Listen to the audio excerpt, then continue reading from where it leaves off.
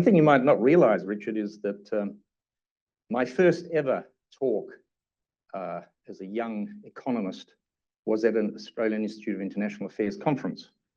And it was 1981. And I spoke about foreign ownership control of Australian resources. And it was quite daunting because on my left was Paul Keating, then just the shadow spokesman on minerals and energy, but jet black hair and young Turk on his way up to become later the 24th Prime Minister of Australia. He wasn't the interesting one. The interesting one was on the right, and that was Sir Mark Oliphant. Sir Mark Oliphant was born in Adelaide and went to the United Kingdom as a nuclear physicist. And in 1941, he was on a plane heading across the North Atlantic to America to tell them that the Brits have cracked it and the atomic bomb is feasible, can be done in 2 years, but it just needs 25 million pounds, which we don't have. So Americans, you better get on with it. So he didn't make it into the Oppenheimer movie, by the way. So thank you very much, Richard, also Alistair and Zara, for having me along just 43 years later. So first of all, I'll give you an overview of the Kremlin's propaganda war. Round 2 was 2014 to 2021, and that was decisively won by the Kremlin. They invaded the Crimean Peninsula and the Donbas region, and the West acted as if this was a slow motion Munich moment. Appeasement, peace and dollars, euros, pounds in our time. Then round 3 started in 2022 with the full-scale invasion. The Russian narrative now is not as powerful and dominant as it was actually then, but it's more dangerous now because the stakes are raised, because the aim of it all is to stop aid coming to Ukraine, to have an agreement of some kind to give time for the Russians to regroup and come again. The Russian goal, we've got to keep in mind, always has been and will be to capture Kyiv. That is their goal. And after that, there will be a genocide.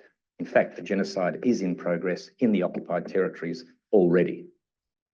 So how does Russian propaganda work? And I'm going to have 7 points here that I want to go through. I'm not saying that this is an exhaustive list, but let's have a look. First of all, the concept of reflexive control, I think, is at the top of all this. And it's associated with a Russian mathematician, Vladimir Lefebvre. And you can call it the Brer Rabbit effect, effectively, where you are given information and you are led to believe that you are making the right decisions because of that information, but it's false information. So Brer Rabbit gives Fox the false information, and the fox loses. So the whole thing is to build data points over time, build narratives, and to form a paradigm in which people then think that they're using their own logic to lead to the conclusion, which happens to be the Kremlin's conclusion. Very intelligent people can fall for this, and I've seen it with a very intelligent friend of mine. Back in 2014 or 15 it was, he sent me an email. And this is a highly intelligent man of letters who sends me an email and says, look, I've seen this governor of Kherson. Why, on 9th of May, commemoration of the war. And he is saying that the Red Army troops were the bad guys in relation to Hitler. So I asked him to send me that, where did you get this from? Give me the link. It was from Russia Today. When I went to that Russia Today site and looked at it, well, the text was exactly as he said. But they had a clip there, a video clip, which was the governor actually speaking in Ukrainian. And of course, 99% of people in the world don't speak Ukrainian. So it's very useful to get this across. So the governor of Kherson said nothing of the sort. In fact, he said the opposite. He said that Red Army threw out this conqueror, this Nazi, but now we have another conqueror who's coming and saying that they want to free us. So do you think, after I'd pointed this out to my friend, that the friend never looked at Russia Today again? No. It had no effect, none whatsoever. So I had another friend, Frank Noffelmarker, who was a public intellectual in the 1980s that I interacted with in the Cold War days. And he, in 1984, did a review in Quadrant magazine of the book 1984 by George Orwell, in which he wrote that the function of propaganda is not to persuade, but to destroy the human capacity for assessing facts. I think that's very true. Facts as things that they used to talk about in those days. In this sort of, you talk about post-fact world now. I remember a very good book by E.H. Carr, British historian, 1961. It's called What is History? And it talked about facts. And his view of facts was that they are akin to the fish that a fisherman catches on a certain day, but the type of fish that he catches, i.e. the facts that he gets, depends on where he fishes, what part of the lake he fishes in. In other words, it's subjective which facts will be actually taken up. Then when we test that against someone like A.G.P. Taylor, another British historian who wrote a 14-volume work on the Russian Revolution from Lenin to Stalin. In that work, there's very little about the Holodomor famine of 1932-33, which killed millions of Ukrainians. And what he said about it was that it was just due to crop failure. So this is an out-and-out lie. This is not selecting facts. This is lying about the situation. So to take the elephant example that I gave you earlier, if the Brits or the Australians had made that film Oppenheimer, they might have started it with Sir Mark Oliphant flying across the Atlantic to tell the Americans that they've got to get on with it, because that would be our perspective of the thing. But when you get to the Russian lies, they would be saying in the movie that the Russians actually invented it and the Americans stole it from them. So the second point is that Russian propaganda applies what they call the fire hose of falsehood. And what that is just to spray situations with multiple versions of reality. There is no need for consistency in these. All you want to do is to build mistrust, so you get many versions. In other words, you want to get across the idea that there is no truth.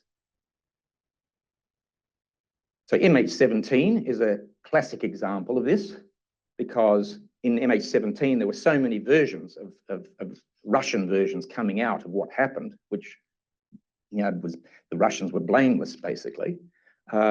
Carlos, the traffic controller, was one of those versions. So they got this Spanish chap who Russia Today blurred his face and then interviewed him, and he said, yes, I was at Kyiv airport. I was tracking this Ukrainian jet and saw that it was approaching the plane, and it fired its missile and blew up MH17. Well, about 4 or 5 years, or maybe 6 years later, Carlos comes out of the woodwork, and it turns out that he's paid over $40,000 to do that. He was never in Ukraine. He was never in Kyiv. So it was a complete lie, fabrication that was put up by Russia. My friend, by the way, we discussed this later on with that same friend, and he says, well, why Why would the Russians do something like that that's so easily falsifiable? Well, 2 points. One, it wasn't falsifiable for 6 years, right? That's point one. Point two is that when Carlos came out, Russia Today projected him, and then all the Russian bots, etc., went at it. It went all over the world. Everyone knew about Carlos. When Carlos came out the second time and said, oh yes, but I was paid by the Russians to do that, it hardly a murmur in the media, hardly a murmur in the media. So they win. They win by a numbers game. So language is very important. That's the third point. Language is very, very important. And saw a Rand Corporation study recently which was actually quite a good study about Russian propaganda. But you know what really got me about it was that in the first paragraph of this paper by people studying Russian propaganda, in my view, they had fallen for it on two occasions, because in that first paragraph, they talk about Russia's incursion into Georgia, not Russia's invasion into Georgia. And they talk about the 2014 annexation of the Crimean Peninsula. Well, you've got to give them credit for saying it's the Crimean Peninsula instead of Crimea, because the Russians have tried to give the impression that Crimea is an object. It's not part of Ukraine. It's not a physical part of Ukraine. It's not a peninsula. It's a place. Crimea, not the Crimea, not the Crimean Peninsula, Crimea. And by saying it's annexed and all the time talking about annexed, never using the word invaded, they put across the view that, well, this all just happened. It just all happened. So very ironic. Fourth is the internet and social media, the speed of it all today. The issue about Russians is that they get there first with the story. They get their story out first, and then everybody else has to try to roll it in. Procus was a case in point of that, where they put out these allegations that Ukraine did it again. What the internet has done is allow the targeting of messages, what I call tessellated politics arising, information silos, and you get the situation where the village idiot basically becomes a publisher. And the more idiotic that message is, the more followers they can get. So you have these Russian billions of dollars are spent on Russia Today, Sputnik, RIA, Novosti, TASS. And what they do is to project these fakes into like third-rate publications in Asia or Africa.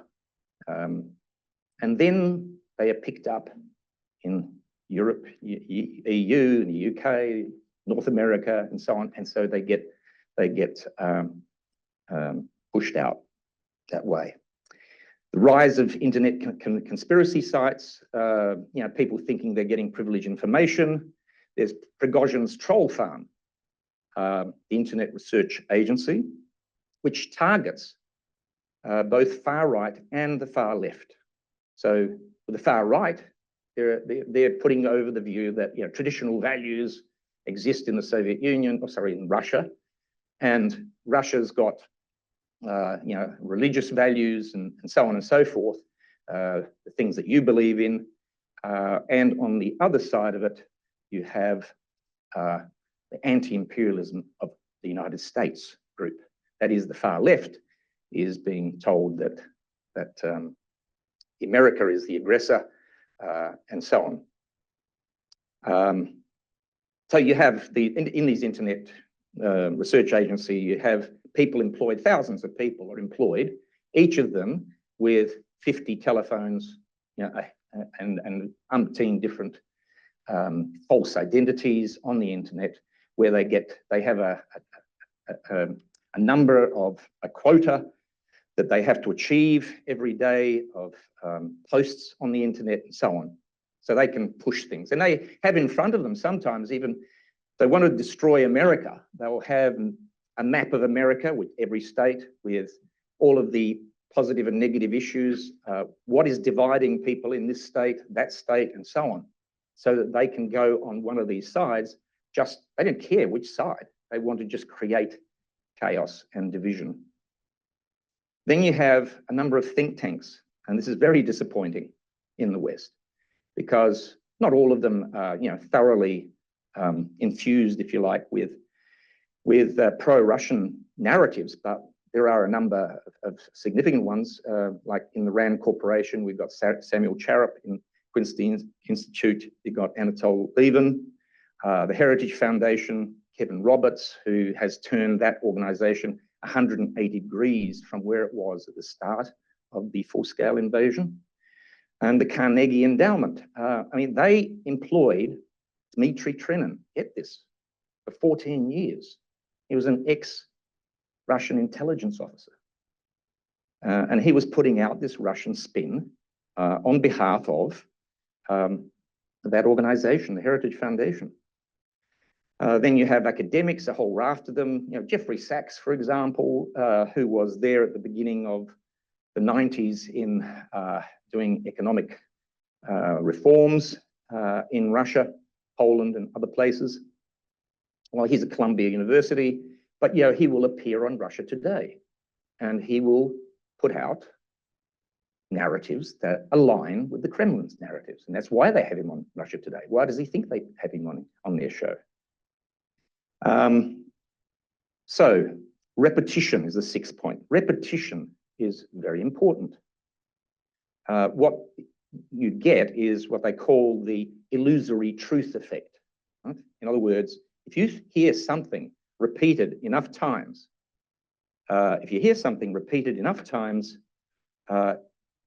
you will start repeating it yourself. You will think it's true. So, for example, how many times have we heard 26 million Russians died in World War II saving Western Europe from the Nazis? When in fact, Ukrainians bore the brunt of the Nazi assault. Most of the destruction took place in Ukraine. 42% of Ukraine's infrastructure was destroyed.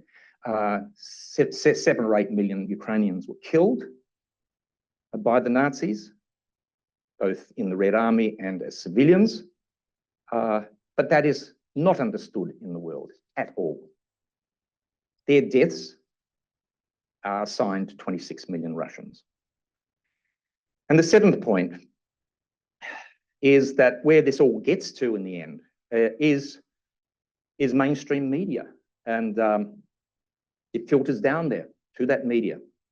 And one of the really disappointing things that you see in the media now, in this mainstream media, is the projecting of Kremlin positions, particularly in the headlines that are put out. Because in today's world, what people do is scroll through articles on their phones and so on. And what they get, the messages they get, the important messages they get are in the headlines. Those headlines, in cases of probably one of the worst offenders in what you could call mainstream media, broadly, is Reuters. Now, Reuters, for example, they'll have a headline that will say, big majority said to favor joining Russia in first vote results on the future of the occupied Ukraine regions.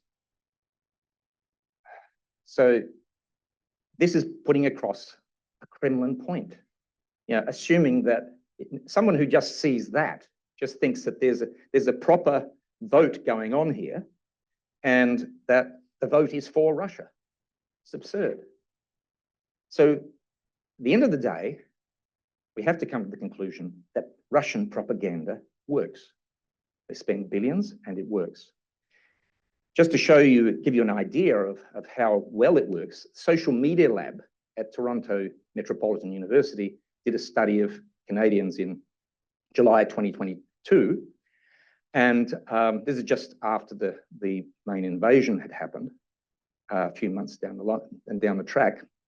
And they interviewed 1,500 Canadians, and they divided them into right-leaning, mixed, and left-leaning, although I think the right-leaning one, to me, is a bit suspect because it's only 129 out of 1,500, so it seems to be more very right-leaning. So what they asked them were things like, do you agree with this statement? Russia is defending ethnic Russians in Ukraine. So overall, 38% had some degree of agreement to that, some degree of agreement. The right-leaning was at 58%. Or the Kyiv regime is spreading doctored photos of the Bucha massacre, right? 41% had some degree of belief in that. 64% of the right-leaning ones, 30% of left-leaning. So you can see that it is having a widespread effect. Another one, since the Cold War, NATO has surrounded Russia with military bases.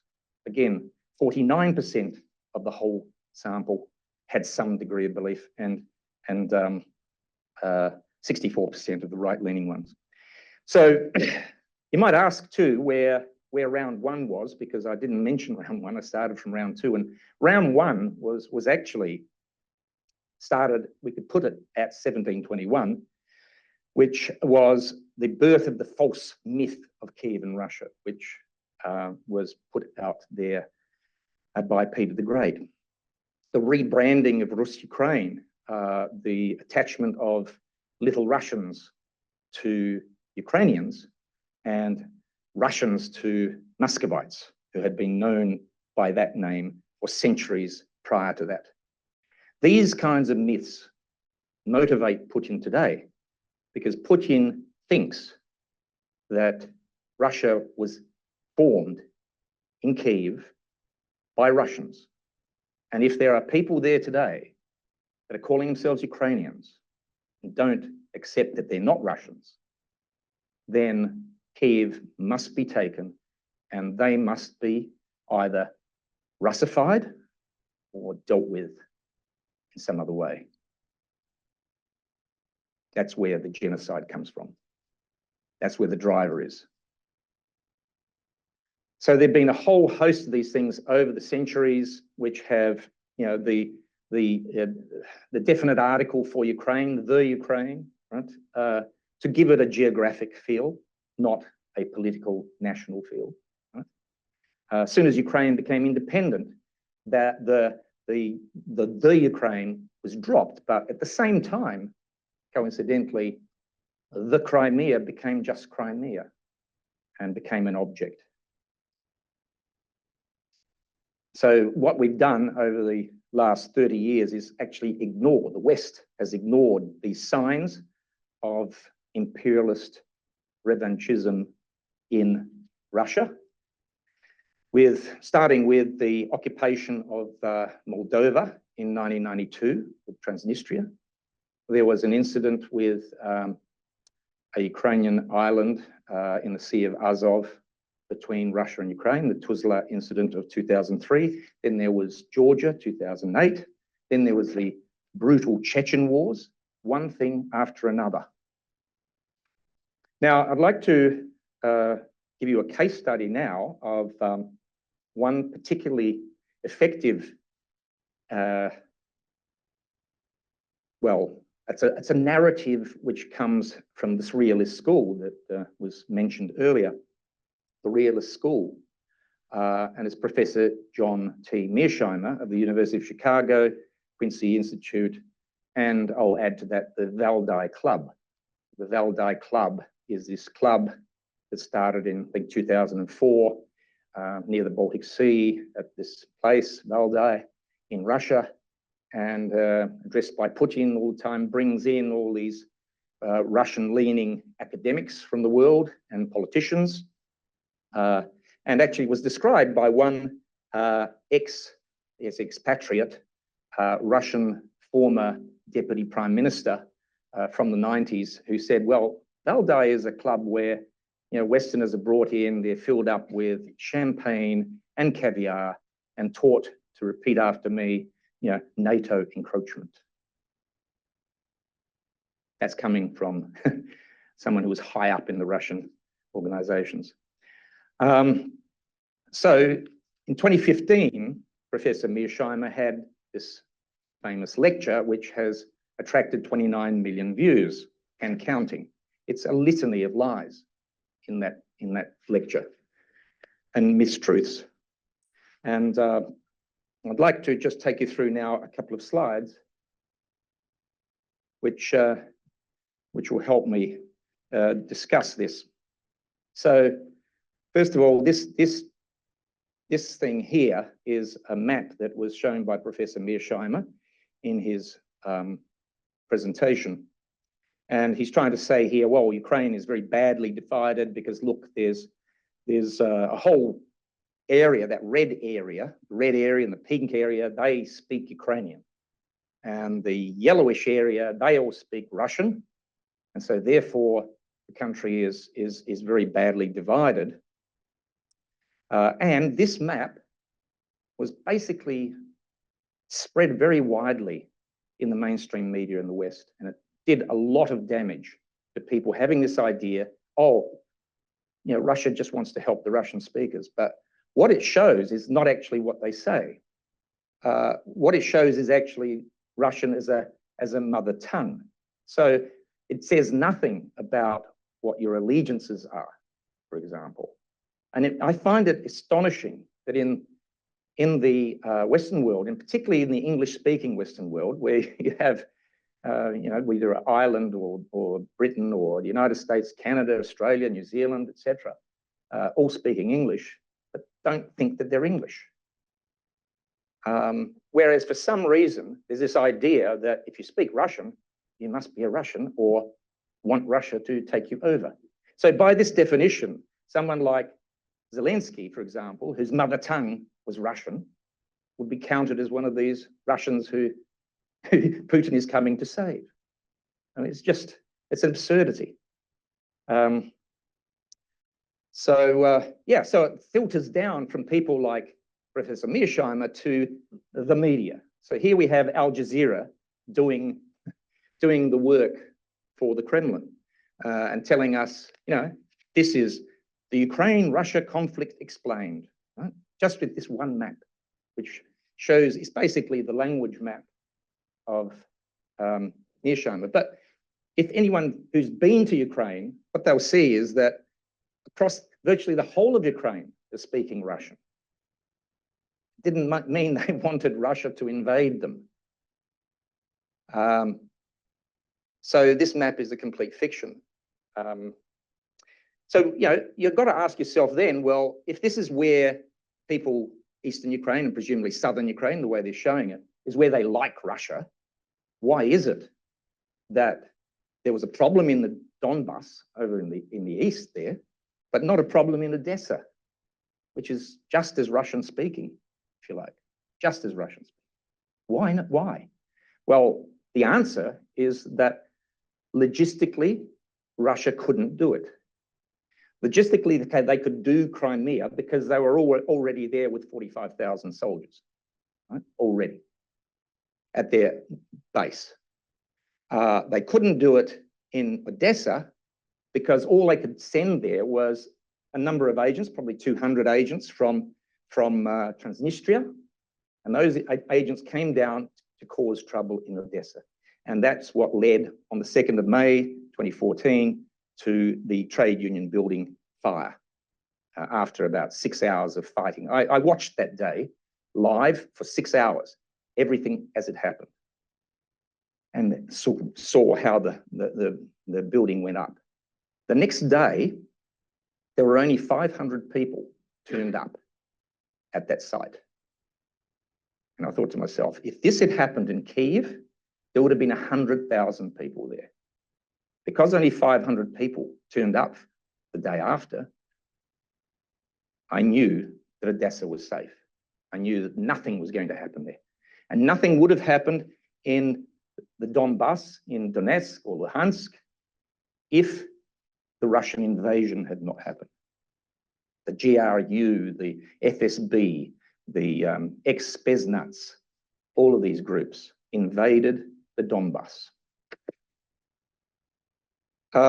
So here is a map that you never saw in the mainstream media, voting for Ukraine's independence in 1991. And what that shows is, you know, a 90% plus vote overall, even down in Simferopol, you know, and so on. So you had Here, for example, Samuel P. Huntington can be brought up because here's a fellow who in the 90s wrote a book, Clash of Civilizations, where he had this map of Ukraine, not this one, but a map of Ukraine that showed the voting in the elections over there, and showed that there's these Russian speakers on one side and Ukrainian speakers on the other side, and Orthodox on one side, Catholic on the other. Complete nonsense. These divisions that he made up in his mind and published were not true. There was vast support in the Donbas as well for Ukrainian independence. Politically, yes, there were different views. And here is the Ukrainian election of 2004. And this is Professor Mearsheimer's second map, where he proves that, look, it's a divided country. Right? Again, a complete nonsense.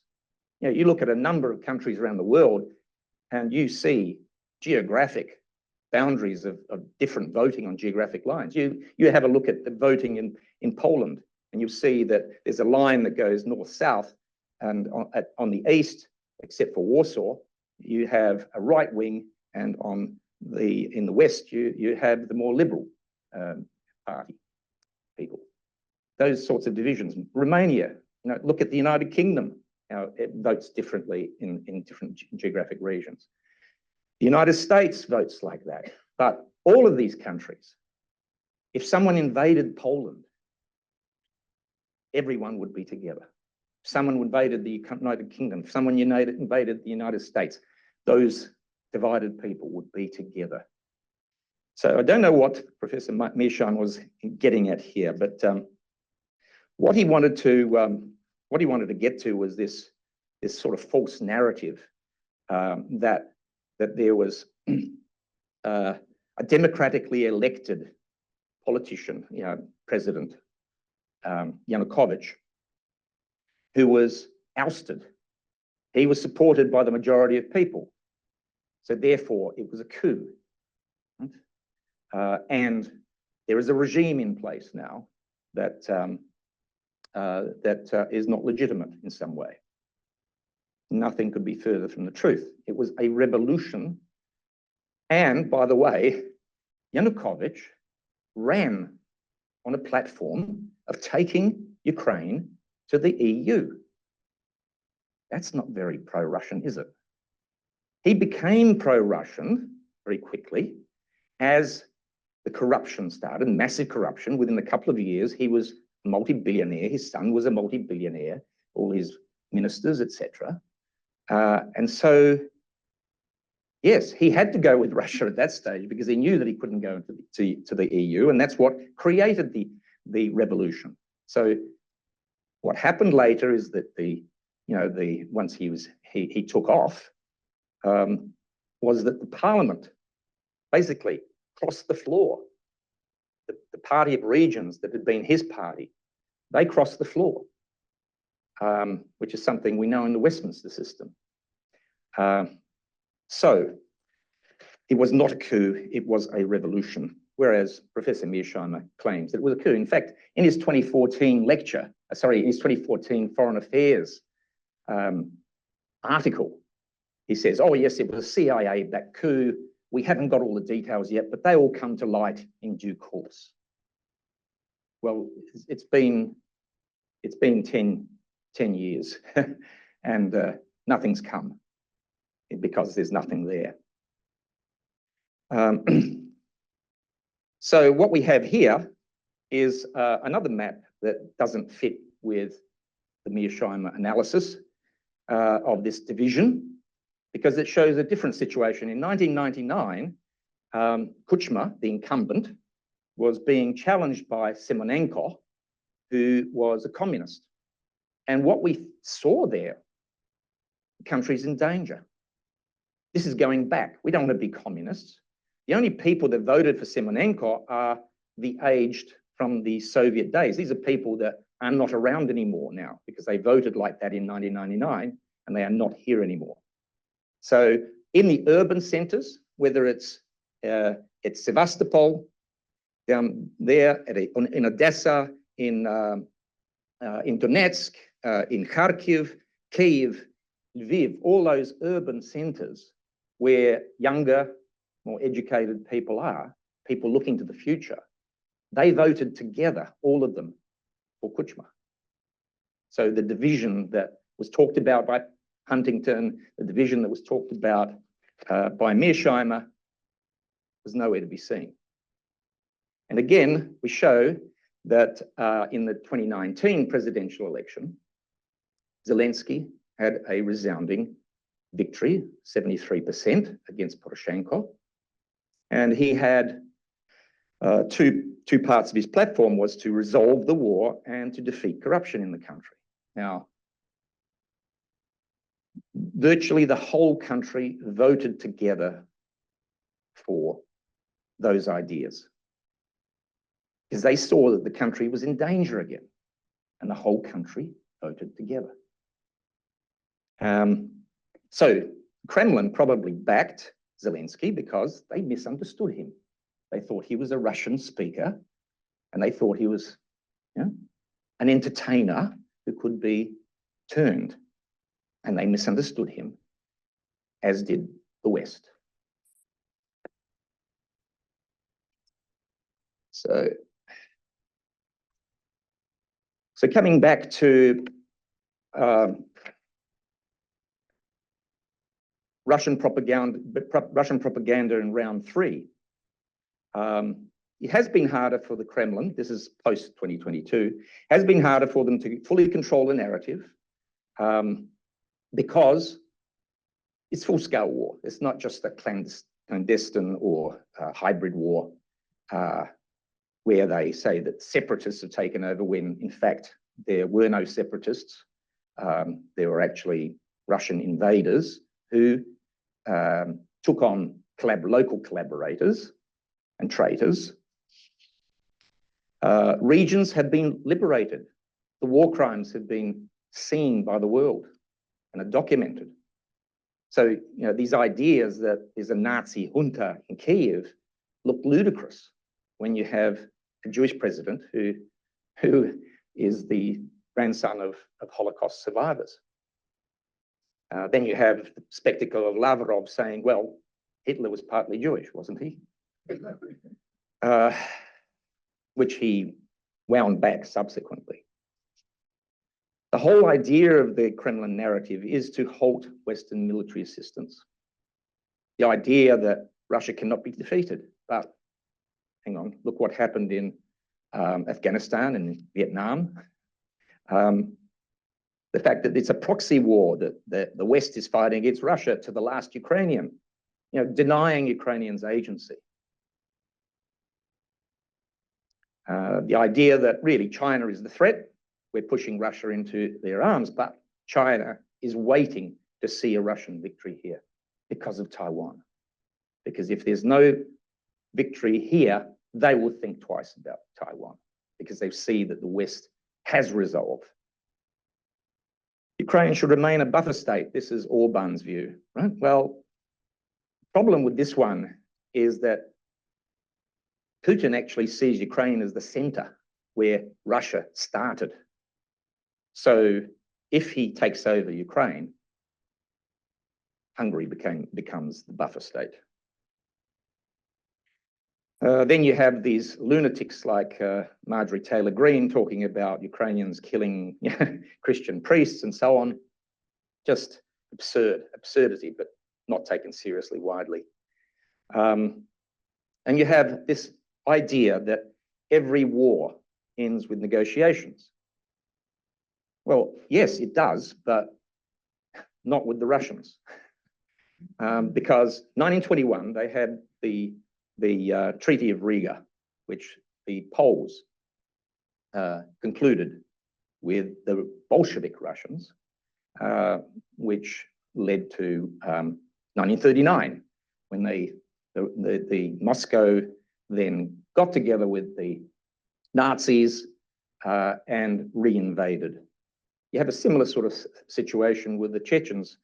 In 97, they concluded a peace treaty with Moscow, in 99, the Russians reneged on it and came back and fully destroyed that country.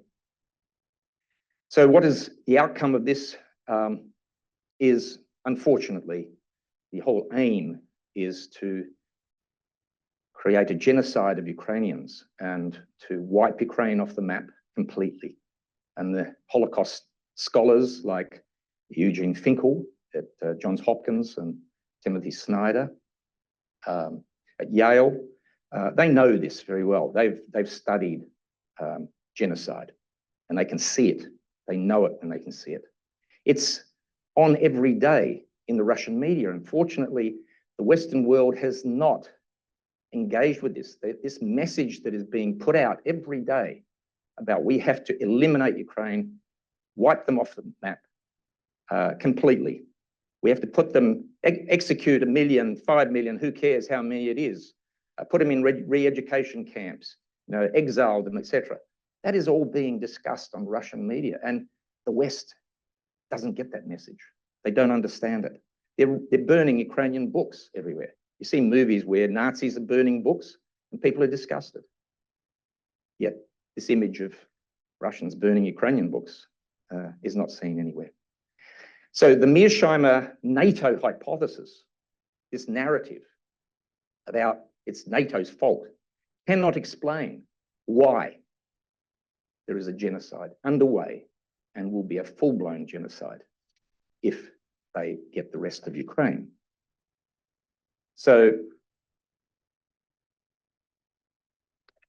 what can be done to guard against Russian propaganda? I think the benchmark in all this is Finland, and they have the incentive because they share a massive border with Russia, and they are instituting education programs for children and adults in how to recognize and deal with Russian propaganda. The irony is, again, I read a report by CNN on this phenomenon that's going on in Finland, and immediately they talk about annexed Crimea and Russian-backed rebels in the Donbas, right? Two of the propaganda tropes that are put out. So the irony is ridiculous. So yeah, there must be an education program. There's a lot of good material out there. Peter Pomerantsev's, his book, Nothing is True and Everything is Possible. It's a fantastic book. Raising awareness. Finland, by the way, in the media literacy index is #1. 73% of Finns trust the mainstream media. This is only 23% of Poles. By the way, Canada, which we talked about earlier, is #7. Australia is #10. The United States is #18 in this index. So what you need to do is to, we know that you need to avoid political extremism, because we know that the far left and the far right will be attracted to Russian propaganda. And we need to, well, for example, we've got Clive Palmer and Tucker Carlson doing a show around Australia in June, July this year. That is not good news for Australia. Then you have the other side of it, which like the Mary Kostakidis, who yeah, oh, 1 second. Yeah. Mary Kostakidis, who basically hates the West, hates America, and sees Ukraine as an instrument of American imperialism, and therefore must be opposed. And so the Russian narrative comes out from the left there. So we have to raise faith in the mainstream media. But we haven't been doing that well here lately. The ABC, for example, recently had a program called Ukraine's War, The Other Side. And Matthew Sussex actually had a great article in the Sydney Morning Herald today about that, noting that the production company that did that program and was aired by the ABC in Australia worked for Russia Today in the past. So that's where we have it. Thank you so much. We've got a few questions, time for a few questions. So who would like to start? Sorry, we've got you online. Have we got any in the room first? In that case, let me ask one first. Sure. You talked about social media trolls and the troll factory. From my experience, in the last 18 months, it's skyrocketed, the amount of stuff that's coming out, largely, I assume, because they're now using AI more effectively. And rather than putting out 70 social media posts a day, they can now put out 7,000 each individual. When you've got a state-backed organization such as this trying to undermine our democracy, do our states, Western states, need to fight back at a state level, or do we just leave it to civil society, which is what's happening at the moment? Yes, I think there's a great danger in leaving it just to civil society.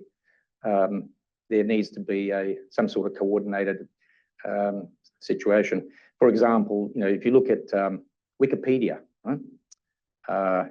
In Wikipedia, sock puppets are no longer things that you put in your hand, but they're fake accounts, right? And there's a war that goes on. So, every day if you try to change like Russian to Ukrainian, the next day it'll be back to Russian, and it just goes on and on. So that war is at a high level. Billions are spent by Russia, and it's estimated that Russia accounts for about 60% of all state-funded disinformation in the world today. Hugely out of proportion to that country. But again, it's the same sort of thing that you have in Ukraine, where you say, oh, but the NATO countries are trillions of dollars, many multiples, 150 times what Russia is. So shouldn't it be easy to finance counter to the Russian invasion? And it hasn't been, because they just don't do it. People think that they will, they're just going to not provide the proper percentage of the GDP to aims like that, helping Ukraine right now. 5% of the American defense budget seems to be too much for a lot of people, when once upon a time they were spending trillions of dollars trying to counter the Russians, and now for 5% of that budget, they're countering the Russians. They don't see it from that perspective. So yeah, I think that the answer is there needs to be some coordinated efforts, and they are starting, but we're in early days. Thank you. David, please. Thank you for the best roundup of the coverage of the war that I've heard so far. Having read Simon Winchester's excellent book on land, who devotes a complete chapter, a lengthy chapter, to the disastrous Soviet policy, agricultural policy in Ukraine that led to millions, literally 6 or more million deaths in the 30s. I could never believe that Ukrainians, as a rule, would welcome the invasion of Russia in any form. And I thought that you might have begun your talk about that tragic history. Thank you. Yes, well, I did mention it in relation to AGP Taylor's history of the Russian Revolution, where he did not focus on the Holodomor, but said that it was due to crop failure. Right? Well, we know that it wasn't due to crop failure, because there are many witnesses who saw that. There are people in this room whose grandparents died in that famine, who are in this room with us today. And they have described it. My mother-in-law described it to me, because she was 8 at the time. What happened? There was no crop failure. Please. There's a microphone. Really good question.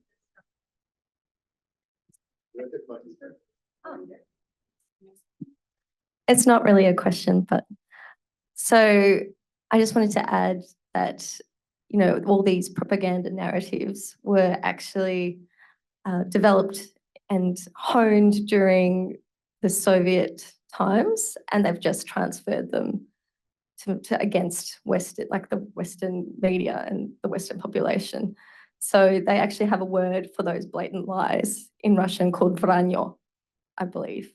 And yes, that's one of the tactics. And the other thing I wanted to mention was when I was looking at the map of 2004, voting in a pro-Russian leaning way does not mean that you want to be as you were saying, it does not mean that you want to be invaded by Russia. It means that potentially you wanted closer economic ties with Russia at the time, because you, I don't know, for whatever reason, you might feel cultural kinship or something, more comfortable with them, but it's as opposed to the, you know, the West that you've been sort of taught to. Got it. Got it. Okay, I got it. Yeah. Next question from online from Zara Kempton, talking about President Macron's very significant change of heart from early in the war, where he was talking about needing an off-ramp for Putin, to today speaking really strong words against Russia, perhaps the strongest of all the European, all the Western European leaders. Zara's question was, will it change the impact? Will it change Europe's direction in terms of supporting Ukraine? And in addition, what do you think is behind this change in this particular president? Yeah. Well, yeah, well, maybe Macron just after a while saw that he wasn't going to stop, that he's just going to start. This is, yeah, this is a problem. Yeah, the problem is that France is very positive, what Macron's been saying, but it has to be transferred into a very significant increase in defense spending and defense support and other support for Ukraine.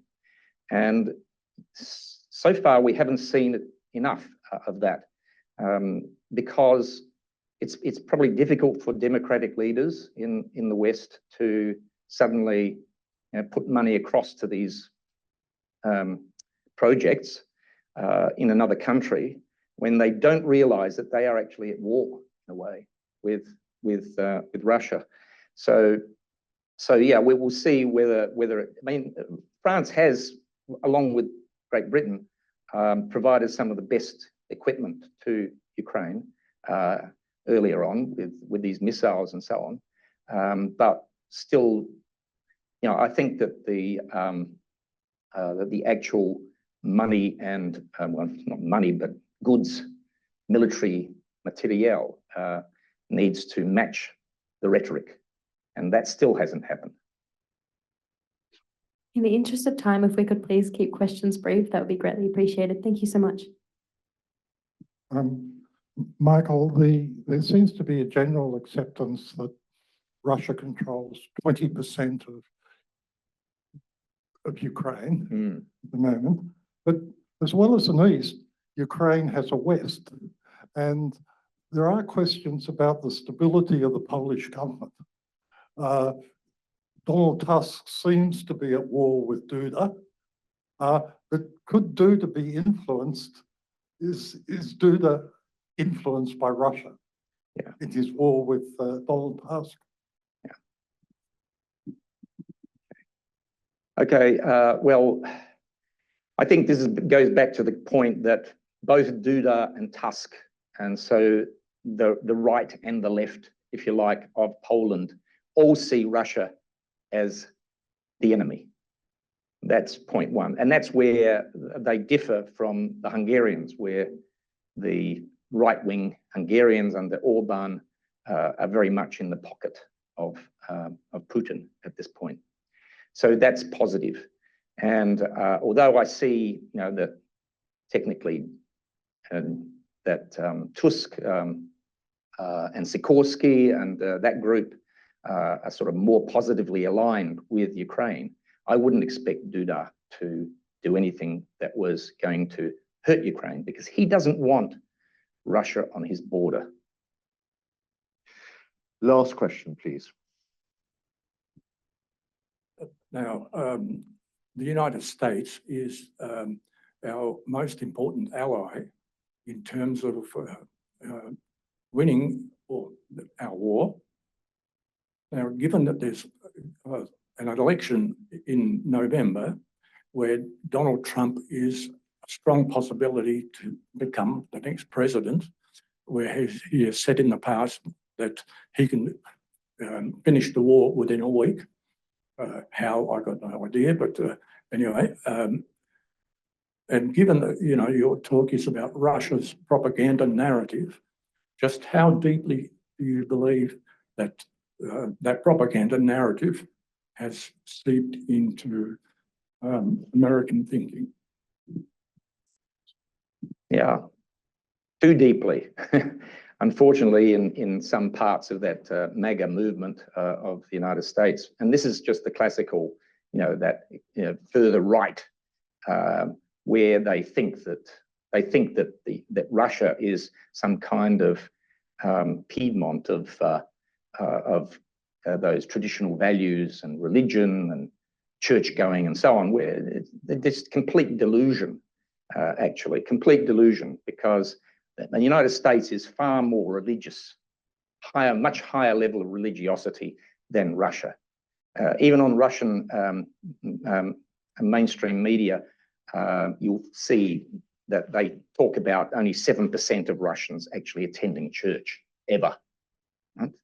So it's just nonsense, and they've got huge other problems, including a lot of problems in society.